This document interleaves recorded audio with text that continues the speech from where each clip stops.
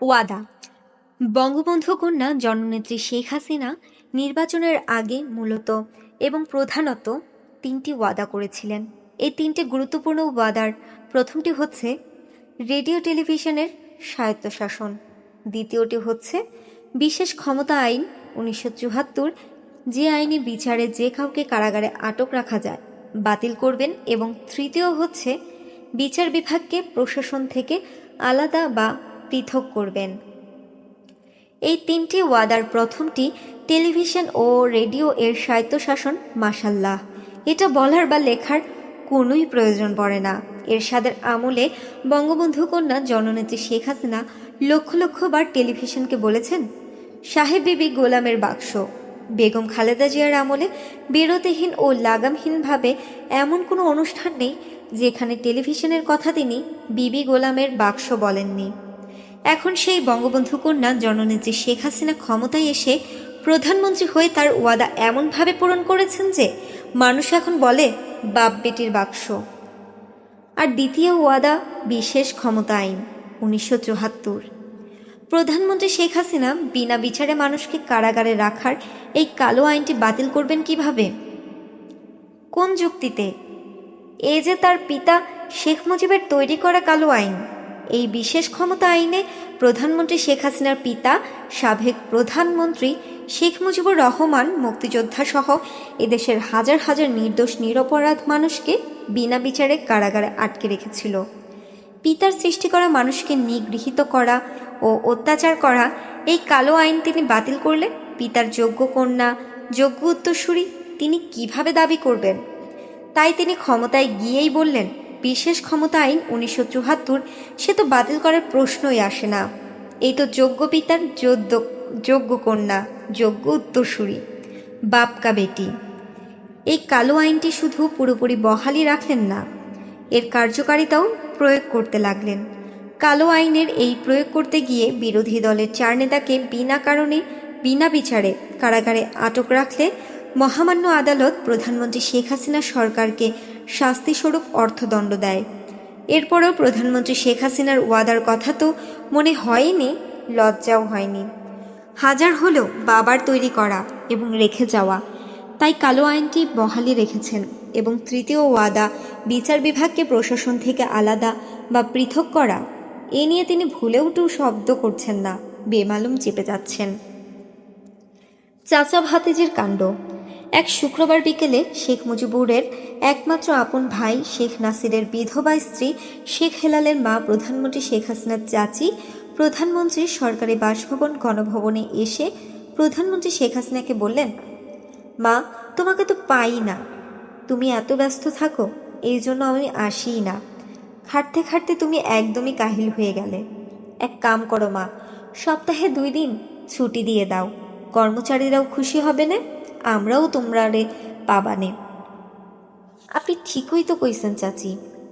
এই কথা বলে প্রধানমন্ত্রী শেখ হাসিনা তার পরের দিনই সপ্তাহে 2 দিন ছুটি ঘোষণা করলেন। চারদিকে এবং পত্রপত্রিকায় সপ্তাহে 2 দিন ছুটি ঘোষণা নিয়ে আলোচনা সমালোচনার ঝড় উঠল। পত্রপত্রিকায় আলোচনা সমালোচনার চাইতে বেশি গুরুত্ব সহকারে বিস্ময়ের সাথে যা বলা হলো তা হলো সরকারি নীতি নির্ধারকরা সপ্তাহে 2 দিন ছুটির ব্যাপারে কিছুই জানেন না। এমনকি মন্ত্রিসভার সদস্যরাও 2 দিন ছুটির ব্যাপারে কিছুই জানেন না এবং সপ্তাহে 2 দিন ছুটির দাবিও কেউ করেনি। তাহলে কার সাথে আলোচনা করে পরামর্শ করে সপ্তাহে 2 দিন ছুটি দেওয়া হলো? এই নিয়ে পত্রপত্রিকায় অনেক দিন পর্যন্ত হইচই চলল। প্রশ্নই থেকে গেল, উত্তর মিলল না। কেউ জানতে পারল না, বুঝতে পারল না, আবিষ্কার করতে পারল না। এই যে চাচা ভাতিজির কাণ্ড। Yes madam, correct madam. Yes madam, correct madam. প্রশাসনের কাজ শুধু প্রধানমন্ত্রীদের খুশি করা, বিশেষত প্রধানমন্ত্রীকে, বা যদি রাষ্ট্রপতি প্রধান নির্বাহী হন তাহলে রাষ্ট্রপতিকে খুশি করা। বাড়ির চাকর বা বাবুর্চিকে যদি মনিব কিছু হুকুম করেন তাহলে চাকর বা বাবুর্চিও মনিবকে তার হুকুমের ভালো মন্দ কিছু বলবে। কিন্তু প্রধানমন্ত্রী নির্দেশ করলে সরকারের কর্মকর্তারা কখনোই নির্দেশের ভালো মন্দ সম্পর্কে প্রধানমন্ত্রীকে কিছুই বলবে না। মনিব যদি বাবুর্চিকে সকাল 10-11টায় বাইরের কাজের হুকুম করেন, তাহলে বাবুর্চি মনিবকে বলবে, আমি এখন বাইরে গেলে রান্নার ক্ষতি হবে, আপনার খাওয়ার অসুবিধা হবে। কিন্তু প্রধানমন্ত্রী যে আদেশ দেন, সরকারি কর্মকর্তারা সে আদেশ মতোই কাজ করে যান। প্রধানমন্ত্রীর মুখ্য সচিব, সচিব এবং অন্যান্য কর্মকর্তাদের প্রধানত কাজ হচ্ছে ভোরে ঘুম থেকে উঠে পকেটে কাগজ ও কলম নিয়ে প্রধানমন্ত্রী শেখ হাসিনার বাসভবনে হাজির হওয়া এবং প্রধানমন্ত্রী ঘুম থেকে উঠে যখন যা বলবেন তা পকেটের কাগজে লেখা ও সেই মতো কাজ করে যাওয়া। এই কাজের ভালো মন্দ সম্পর্কে তারা কখনোই কোনো অভিমত দেন না, শুধু বলেন, yes madam, correct madam, right madam. প্রধানমন্ত্রীর আদেশ নির্দেশের মধ্যে সরকারি কর্মকর্তারা ভালো ছাড়া কখনোই মন্দ কিছু দেখেন না। এক্ষেত্রে কর্মকর্তাদের অভিমত হলো, ভালো মন্দের দায়ভার তো আমাদের না, আমরা সরকারি কর্মচারী, সরকার যা বলবেন বা যার নির্দেশ করবেন আমরা তাই করব। ভালো মন্দের দায় দায়িত্ব সরকারের, মার্শাল্য সরকার আসুক আর জনগণ কর্তৃক নির্বাচিত সরকারই আসুক, যখন যে সরকার আসবে আমরা সরকারি কর্মকর্তা হিসেবে সেই সরকারের হুকুম হাকাম পালন করব। এই আমাদের কাজ। ভালো মন্দ কাজের হিসাব নিকাশ করার দায়িত্ব সরকারের এবং যারা সরকার নির্বাচিত করেছে তাদের। সরকারি কর্মকর্তা কর্মচারী হিসেবে আমাদের একমাত্র কাজ সরকারকে খুশি করা। সরকারকে মানে প্রধানমন্ত্রীকে যত খুশি করতে পারবো আমরাও ততই সফল হতে পারবো। কাকে প্রথম সৎ হতে হবে? কাকে প্রথম সৎ হতে হবে? আমাদের দেশের যে করুণ অবস্থা, এই অবস্থায় কার প্রথম সৎ হওয়া প্রয়োজন বা কাকে প্রথম সৎ করা দরকার? সারা দেশের সমস্ত প্রশাসনের রন্ধ্রে রন্ধ্রে অসৎ ব্যক্তিদের যে অসততা, এই অসততার হাত থেকে মুক্তি পেতে হলে, দেশকে বাঁচাতে হলে প্রশাসনের কোনো ব্যক্তিকে প্রথম সৎ হতে হবে।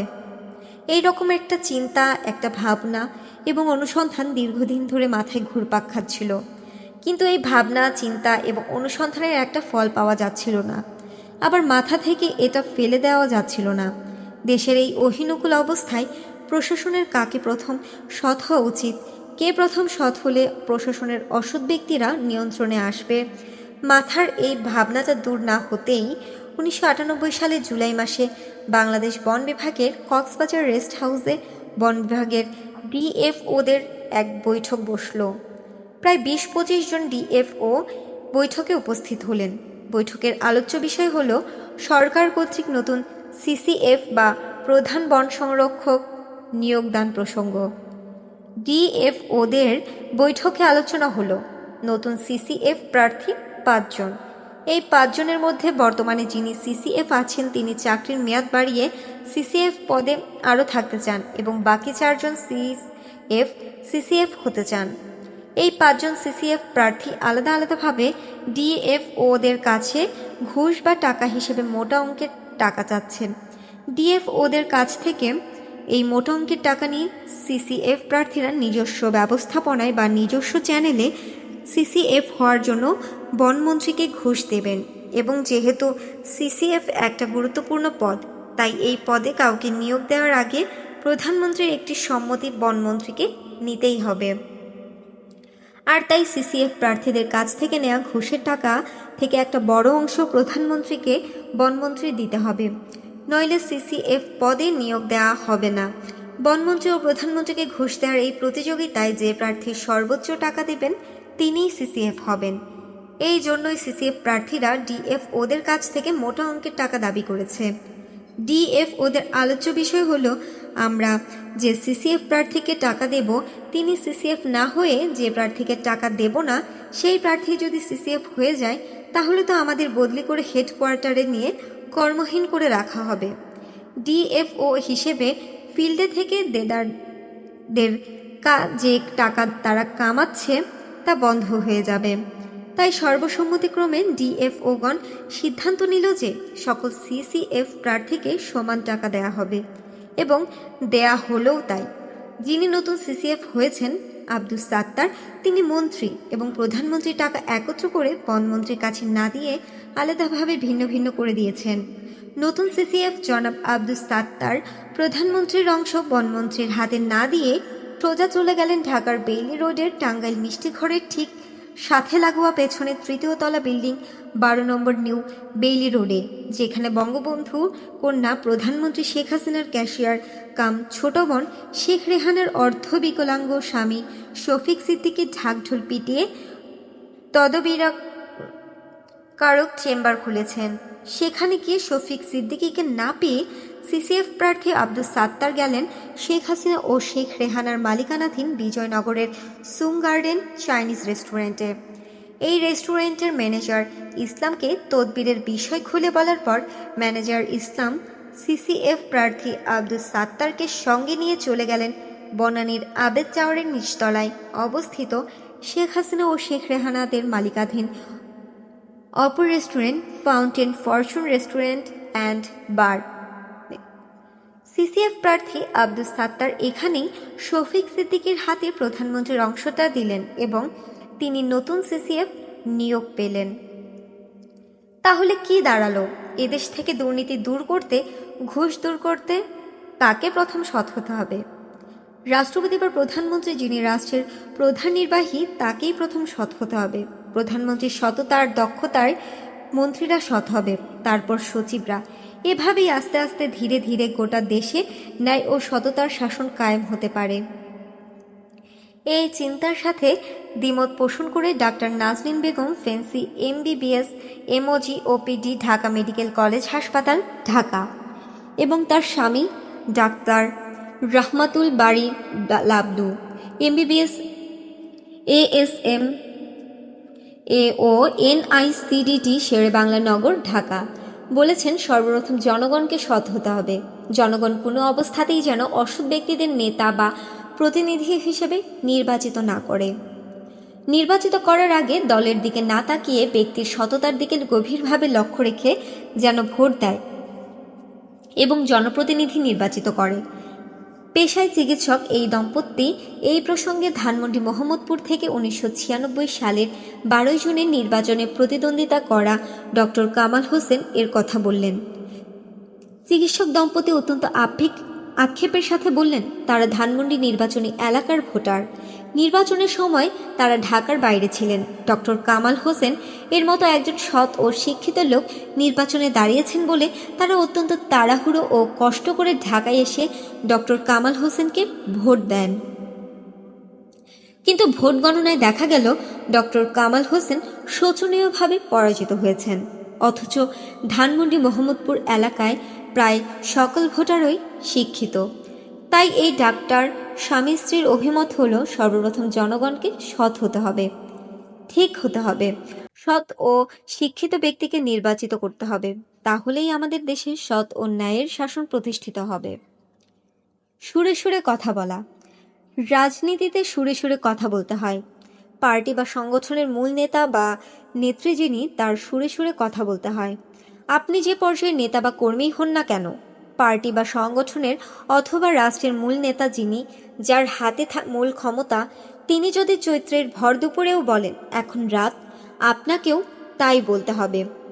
যদিও তখন ভর দুপুর, তবুও ভুলেও তা বলতে পারবেন না। যদি সুরে সুরে কথা না বলে সত্য কথা বলেন, তাহলেই আপনি নেতার কাছে হবেন অগ্রহণযোগ্য ব্যক্তি। নেতা বা নেত্রী যা বলবেন তা যতই অসত্য বা ভুল হোক না কেন, তা আপনাকে তালে তালে সুরে সুরে সব ঠিক বলে যেতে হবে। যদি তা না পারেন, তাহলে আর যা হোক, অন্তত রাজনীতিতে সাইন করতে পারবেন না, যোগ্য হতে পারবেন না। আর রাজনীতিতে যিনি মূল নেতা বা নেত্রী বা ক্ষমতার মূল মালিক, অর্থাৎ যিনি ক্ষমতার কেন্দ্রবিন্দু, তার কাজ হলো যে তার সাথে তালে তাল মিলিয়ে সুরে সুরে কথা বলবে বা কাজ করবে, তাকেই সবচেয়ে যোগ্য ও আনুগত্যশীল মনে করা। এর বাইরে তিনি আর কিছুই মনে করতে পারেন না। অর্থাৎ ভুল করেই হোক অথবা ইচ্ছে করেই হোক, তিনি দিনকে রাত বলছেন। আর অধীনস্থ কোনো নেতা বা কর্মী যদি তা শুধরে দেয়, তাহলেই তিনি ধরে নেন অধীনস্থ এই লোক তার প্রতি আনুগত্যশীল নয়, যোগ্যও নয়। বাংলাদেশের প্রেক্ষাপটে, বিশেষ করে আওয়ামী লীগ সভানেত্রী প্রধানমন্ত্রী শেখ হাসিনার ক্ষেত্রে তিনি যা বলবেন বা করবেন তা সঠিক হোক না হোক, অবশ্যই বলতে হবে ঠিক, সবটাই ঠিক। বঙ্গবন্ধু কন্যা শেখ হাসিনার রাজনীতিতে প্রথম কথা হচ্ছে তার কোনো ভুল থাকতে পারে না। কেউ যদি মনে করে তার ভুল হয়েছে, তাহলে তাকে রাজনীতির প্রথম কথা পুনরায় স্মরণ করতে হবে। ঠিক ঠিক নেত্রী, আপনি যা বলেছেন বা যা করছেন তা সব ঠিক। শেখ হাসিনার রাজনীতিতে যারা এভাবে চলেছে তারাই উপরে উঠেছে এবং সফল হয়েছে। কোনো শিক্ষা নেয়নি। রাষ্ট্রনায়ক বা রাজনৈতিক নেতাদের ইতিহাসে সবচেয়ে ক্ষমতাধর ব্যক্তি, যার মুখের কথায় লক্ষ কোটি মানুষ উদ্বেলিত হতো, যার অঙ্গুলির ইশারায় সারি সারি মানুষ মৃত্যুর দিকে ছুটে যেত, পরম করুণাময় আল্লাহর দরবারে হাত তুলে নিজের জন্য দোয়া করার কথা ভুলে গিয়ে যার জন্য মানুষ দোয়া করত, তিনি শেখ মুজিবুর রহমান। কেউ কেউ তাকে জাতির পিতা বঙ্গবন্ধু শেখ মুজিবুর রহমান বলেন, কেউ কেউ বলেন না। এদেশের বেশিরভাগ মানুষ জাতির পিতা বঙ্গবন্ধু বলেন না, স্বীকার করেন না এবং মানেন না। কিন্তু তিনি যে বাংলাদেশের রাষ্ট্রপতি, প্রধানমন্ত্রী এবং রাষ্ট্রপতি এটা সকলেই স্বীকার করেন। 1975 সালের 15ই আগস্ট মসজিদে ফজরের আজান হচ্ছে। আসসালাতু খাইরুম মিনান নাউম, আসসালাতু খাইরুম মিনান নাউম। মুসল্লিরা শয্যা ছেড়ে নামাজে যাচ্ছে। ঠিক সেই সময় বাংলাদেশের সবচেয়ে ক্ষমতাধর ব্যক্তি রাষ্ট্রপতি শেখ মুজিবুর রহমান বাঁচার জন্য, শুধু বাঁচার জন্য দীর্ঘ 3 ঘন্টা, 3.5 ঘন্টা কত চেষ্টা তদবিরে না করেছেন। তার প্রাণ বাঁচার জন্য সেনাবাহিনীর প্রধানের কাছে ফোন করেছেন, সেনাবাহিনীর ঢাকা ব্রিগেড কমান্ডারের কাছে ফোন করেছেন, তার নিরাপত্তার দায়িত্বে নিয়োজিত সেনা ইউনিট প্রধানের কাছে ফোন করেছেন, পুলিশের আইজির কাছে ফোন করেছেন, পুলিশ কন্ট্রোল রুমে ফোন করলেন, গণভবনে ফোন করলেন, কিন্তু কোনো জায়গা থেকেই একটু সাড়া শব্দও এলো না। সর্বশক্তিমান পরম করুণাময় আল্লাহ রাব্বুল আলামিন শেখ মুজিবুর রহমান ও তার পরিবার পরিজনের জীবন রক্ষার জন্য একটি মানুষকেও পাঠালেন না।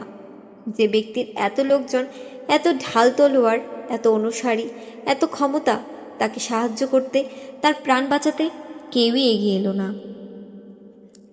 মানুষের জন্য নিবেদিত প্রাণ, দেশপ্রেমিককে বন্দি করে, বিচার না করে, বন্দি দশায় হাতে হ্যান্ডকাপ পরা অবস্থায় সামনে থেকে বুকে গুলি করে হত্যা করা, পবিত্র পার্লামেন্টে দাঁড়িয়ে দম্ভের সাথে কোথায় সিরাজ শিকদার বলাও, দম্ভ করা, স্বাধীনতার ইশতেহার পাঠকারী এম এ রশিদ, শেখ মুজিবুরের ভাগ্নি শেখ শহীদ যখন ছাত্রলীগের সভাপতি, তখন এম এ রশিদ ছাত্রলীগের সাধারণ সম্পাদক। শেখ কামালের সাথে দ্বন্দ্বের কারণে এম এ রশিদ দীর্ঘদিন শেখ মুজিবুর রহমানের কাছে যাননি। এম এ রশিদ বলেন, বঙ্গবন্ধু যে অল্প কিছুদিনের মধ্যেই মারা যাবেন এটা আমি বুঝতে পেরেছিলাম। শেখ মনি ভাইয়ের অনুরোধে 1975-এর জুলাই আগস্টে আমি যখন গণভবনে বঙ্গবন্ধুর সাথে দেখা করতে যাই, আমাকে দেখেই বঙ্গবন্ধু বলে উঠলেন, পৃথিবীতে এমন কেউ আছে যে আমার দরবারে হাজির হবে না, বলে অট্ট হাসি দিলেন। সেই বলা আর হাসিতে ছিল ভয়ানক অহংকার, প্রচণ্ড গরিমা। তখনই আমার মন বলে উঠল, বঙ্গবন্ধু আর বেশি দিন পৃথিবীতে নেই। 15ই আগস্টের শিক্ষা হচ্ছে আল্লাহকে ভয় করা, সবসময় আল্লাহকে স্মরণে রাখা, মানুষের প্রতি অমানুষের আচরণ না করা, মানুষকে সম্মান করা, নিজেকে সর্বে সর্বা মনে না করা, মানুষকে ভালোবাসা, আত্ম অহমিকা ও গরিমা বর্জন করা। কিন্তু দুঃখ ও পরিতাপের বিষয়, শেখ হাসিনা, শেখ রেহানা ও তাদের পরিবার পরিজন আত্মীয়রা 15ই আগস্ট থেকে বিন্দু মাত্র শিক্ষাও নেয়নি, বরং 15ই আগস্টের ঘটনা থেকে তারা আরও কুশিক্ষা অর্জন করল। তারা মানুষকে চুল পরিমাণও ভালোবাসে না, মানুষকে অপমান অপদস্থ করে প্রচণ্ড আত্মবোধ করে। কার কত টাকা? প্রধানমন্ত্রী শেখ হাসিনা এবং তার ছোট বোন শেখ রেহানার এখন একই অ্যাকাউন্ট, একই হিসেব। দুই বোনের মধ্যে অনেক ঝগড়াঝাটির পর দুজনে মিলে একটি অ্যাকাউন্ট হওয়ার বিনিময়ে আপোষ হয়েছে। এই দুই বোনের বর্তমানে আমেরিকায় 3টে ডিপার্টমেন্টাল স্টোর রয়েছে। এর একটি চালায় প্রধানমন্ত্রী শেখ হাসিনার মেয়ে পুতুল ও তার স্বামী, অপরটি চালায় প্রধানমন্ত্রী শেখ হাসিনার ছেলে জয়, এবং তৃতীয়টি চালায় প্রধানমন্ত্রীর ছোট বোন শেখ রেহানার ছেলে ববি। এছাড়া এই দুই বোনের বিভিন্ন দেশে প্রায় 3 থেকে 4 হাজার কোটি নগদ টাকা আছে। প্রধানমন্ত্রীর চাচাতো ভাই শেখ হেলাল এমপি প্রায় 1000 কোটি টাকার উপরে মালিক। প্রধানমন্ত্রীর চাচাতো বোন লুনা এবং মিনা শত শত কোটি টাকার মালিক। প্রধানমন্ত্রীর অপর চাচাতো ভাই রুবেল ও তার অন্যান্য ভাইরা শত কোটি টাকার মালিক হয়েছে। প্রধানমন্ত্রীর চাচা শেখ হাফিজুর রহমান টোকন প্রায় 500 কোটি টাকার মালিক। প্রধানমন্ত্রীর বাবার ফুফাতো ভাইয়ের ছেলে প্রধানমন্ত্রীর এপিএস বাহাউদ্দিন নাসিম এবং তার চাচাতো ভাই প্রধানমন্ত্রী চিফ সিকিউরিটি নজিব আহমেদ নজিব ও তার ভাইরা মিলে বর্তমানে কয়েক হাজার কোটি টাকার মালিক হয়েছে। প্রধানমন্ত্রী শেখ হাসিনার নিকট এবং দূর সম্পর্কের আত্মীয় স্বজনের এমন কেউ নেই যিনি বর্তমানে শত কোটি টাকার মালিক হননি। স্বাধীনতা ঘোষণা দিবস, জাতীয় পতাকা, জাতীয় সঙ্গীত বিতর্ক। একটা প্রচণ্ড রক্তক্ষয়ী সশস্ত্র যুদ্ধের মধ্য দিয়ে আমরা স্বাধীনতা অর্জন করলাম। নিরস্ত্র বাঙালি সশস্ত্র হলো, অকাতরে জীবন বিলিয়ে দিল। আমাদের স্বাধীনতা যুদ্ধে বা মুক্তিযুদ্ধে পৃথিবীর অন্যান্য দেশও প্রত্যক্ষ এবং পরোক্ষভাবে জড়িয়ে পড়ল। ভারত মুক্তিবাহিনীর সাথে এক হয়ে যুদ্ধ করল। মার্কিন যুক্তরাষ্ট্র আমাদের বিপক্ষে যুদ্ধ করার জন্য 7ম নৌবহর পাঠালো। সোভিয়েত রাশিয়া আমাদের পক্ষে মার্কিন 7ম নৌবহর এর মোকাবেলা করার জন্য সাবমেরিন পাঠালো। বিশ্বের অন্যান্য দেশও পরোক্ষভাবে পক্ষে বিপক্ষে আমাদের মুক্তিযুদ্ধে জড়িয়ে পড়ল। সারা দুনিয়া তোলপাড় করে প্রায় 1 লক্ষ পাকিস্তানি হানাদার সৈনিককে পরাজিত করে 16ই ডিসেম্বর 1971 আমরা বিজয়ী হলাম, স্বাধীন হলাম। কিন্তু এরপরও আমাদের স্বাধীনতার ঘোষক নিয়ে, স্বাধীনতা দিবস নিয়ে, জাতীয় পতাকা নিয়ে, জাতীয় সঙ্গীত নিয়ে বিতর্ক রয়েই গেল। অনেকেই ভাবতে পারেন এসব ছোটোখাটো তুচ্ছ ব্যাপার নিয়ে বিতর্ক করে কোনো লাভ নেই। আবার অনেকেই ভাবতে পারেন না, এসব আমাদের অনেক গুরুত্বপূর্ণ ও মূল্যবান বিষয়। এই মীমাংসা বা সমাধান হওয়া দরকার। ঢাকা বিশ্ববিদ্যালয়ের শিক্ষিকা, আওয়ামী বুদ্ধিজীবী ডক্টর নীলিমা ইব্রাহিম দৈনিক বাংলা বাজার পত্রিকায় এক প্রবন্ধ লিখে শেখ হাসিনা সরকারের কাছে দাবি করেছেন 26শে মার্চের পরিবর্তে 7ই মার্চকে আমাদের স্বাধীনতা দিবস ঘোষণা করতে হবে। ডক্টর নীলিমা ইব্রাহিমের এই দাবি করার যুক্তি হচ্ছে, তার ভাষায়, আমাদের জাতির জনক বঙ্গবন্ধু শেখ মুজিবুর রহমান 7ই মার্চের সোহরাওয়ার্দী উদ্যানের ভাষণে বলেছেন, এবারের সংগ্রাম মুক্তির সংগ্রাম, এবারের সংগ্রাম স্বাধীনতার সংগ্রাম। অতএব 7ই মার্চই আমাদের প্রকৃত স্বাধীনতা দিবস। এক মুক্তিযোদ্ধা দাবি করেছেন, বর্তমানে আমরা জাতীয় সঙ্গীত হিসেবে যে রবীন্দ্রসঙ্গীতটি গাই, এটি আমাদের প্রকৃত জাতীয় সঙ্গীত নয়। দেশ স্বাধীনের পর জাতীয় সঙ্গীত হিসেবে মহল বিশেষের চাপিয়ে দেওয়া এটি একটি রবীন্দ্রসঙ্গীত মাত্র, যা এদেশের কোনো কবি সাহিত্যিক দ্বারা রচিত হয়নি এবং মুক্তিযুদ্ধের সময় জাতীয় সঙ্গীত হিসেবে এই গান গাওয়া হয়নি। আমাদের মুক্তিযুদ্ধের সময় এদেশের মানুষ স্বতঃস্ফূর্তভাবে জাতীয় সঙ্গীত হিসেবে যে গানটি গেয়েছিল, যে গান গেয়ে মুক্তিযুদ্ধের সময় আমাদের স্বাধীন বাংলা বেতার কেন্দ্র খোলা হতো এবং বন্ধ হতো, আমরা মুক্তিযোদ্ধারা ট্রেনিংয়ের সময় জাতীয় সঙ্গীত হিসেবে যে গান গেয়ে জাতীয় পতাকা উত্তোলন করতাম, সেই জয় বাংলা, বাংলার জয় গানটিই আমাদের জাতীয় সঙ্গীত। অতএব এই গানকেই পুনরায় জাতীয় সঙ্গীত হিসেবে প্রতিষ্ঠিত করা হোক। অপর এক মুক্তিযোদ্ধা পত্রিকায় দাবি করা হয়েছে, বর্তমান যে পতাকাকে জাতীয় পতাকা হিসেবে উত্তোলন করা হয়, এ পতাকা প্রকৃত জাতীয় পতাকা নয়। বর্তমান পতাকা হচ্ছে প্রকৃত জাতীয় পতাকার পরিবর্তিত রূপ, যা স্বাধীনতার পরে চাপিয়ে দেওয়া হয়। গোটা বাঙালি জাতি স্বেচ্ছায় স্বতঃস্ফূর্তভাবে শহরে, গ্রামে গঞ্জে, প্রত্যেক ঘরে ঘরে জাতীয় পতাকা হিসেবে যে পতাকা উড়িয়ে স্বাধীনতার দাবি করেছে এবং পতাকার তলে দাঁড়িয়ে বাংলাদেশের প্রথম সরকার শপথ নিয়েছে, এবং আমরা মুক্তিযোদ্ধারা যে পতাকার তলে দাঁড়িয়ে জীবন দিয়ে পতাকার মর্যাদা রক্ষার শপথ নিয়ে মুক্তিযুদ্ধে প্রাণ বিলিয়ে দিয়েছে, সেই সবুজ পতাকার লাল বৃত্তে হলুদ রঙের বাংলাদেশের মানচিত্র খচিত পতাকাই আমাদের প্রকৃত জাতীয় পতাকা। আমরা সেই পতাকাকেই জাতীয় পতাকা হিসেবে দেখতে চাই। বর্তমানে যে পতাকা রয়েছে, এ হচ্ছে প্রকৃত জাতীয় পতাকার বিকৃত রূপ, যা স্বাধীনতার পরে জাতির উপর চাপিয়ে দেওয়া হয়। এছাড়া স্বাধীনতার ঘোষক নিয়ে বিতর্ক তো শুরু থেকে এখন পর্যন্ত চলছেই, অর্থাৎ কে বাংলাদেশের স্বাধীনতা ঘোষণা করেছেন তা নিয়ে বাংলাদেশের জন্ম থেকে অদ্যাবধি অবিরাম বিতর্ক চলছে। কিন্তু সত্যি বলতে কি, কে স্বাধীনতার ঘোষক, এই বিতর্কের অবসান বা সর্বজন সমাধান কখনোই হয়নি। কেউ বলছেন শেখ মুজিবুর রহমানই স্বাধীনতা ঘোষণা করেছেন, কেউ বলছেন জিয়াউর রহমানই স্বাধীনতা ঘোষণা করেছেন।